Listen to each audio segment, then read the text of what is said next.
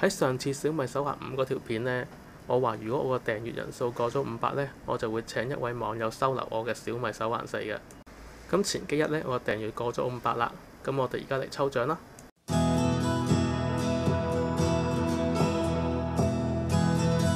大家好，我係老鼠叔叔。咁上次300訂閱嗰時呢，我係用啲手機 app 嚟抽獎嘅。但係如果當你抽獎嘅人數多呢，用啲手機 app 呢，入人名呢都入得好煩嘅。咁多人嘅時候呢，你可以用啲試算表走去抽嘅。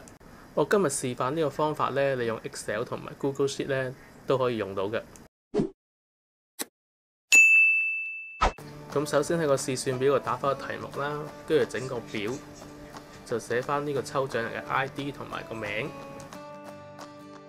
咁跟住呢，就用 MIN 呢個 function 揾出最細抽獎人編號嗰個數目，同埋用 MAX 呢個 function 揾出最大嘅抽獎人數編號。我相信用開 Excel 嘅朋友呢都知道呢兩個 function 嘅啦。咁跟住我要介紹呢個 function 呢，就叫做 RAND_between， 佢會由兩個數字中間呢抽出一個整數俾你嘅。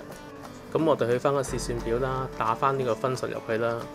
咁喺函數嗰度呢，輸入翻頭先嗰個最細嘅抽獎號碼同埋最大嘅抽獎號碼。咁基本上呢，呢個抽獎嘅試算表呢個基本功能呢都已經完成咗噶啦。咁如果你想顯示埋中獎者個名呢，咁就需要埋呢個 VLOOKUP 呢個 function 嘅。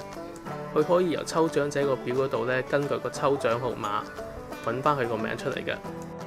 咁我哋去翻個試算表嗰度啦，輸入翻 VLOOKUP 呢個 function， 根據翻個中獎號碼。咁喺我哋呢張試算表嗰度呢，就係 E5個位置啦。再喺 column A 至 B 嗰度揾第二行，即係人名嗰行啦。咁佢就會相對應呢顯示翻中獎人個名稱噶啦。我之前已經打好晒個人名表噶啦，咁我哋將佢 copy 過去啦。好啦，緊張嘅時候嚟啦，咁我而家將佢 copy 過去 A 同 B 嗰度啦。等等，恭喜你啊 Star Studio， 我哋會有專人聯絡你噶啦。今日條片就去到呢度，希望大家留言、點讚、分享同埋訂閱啦，拜拜。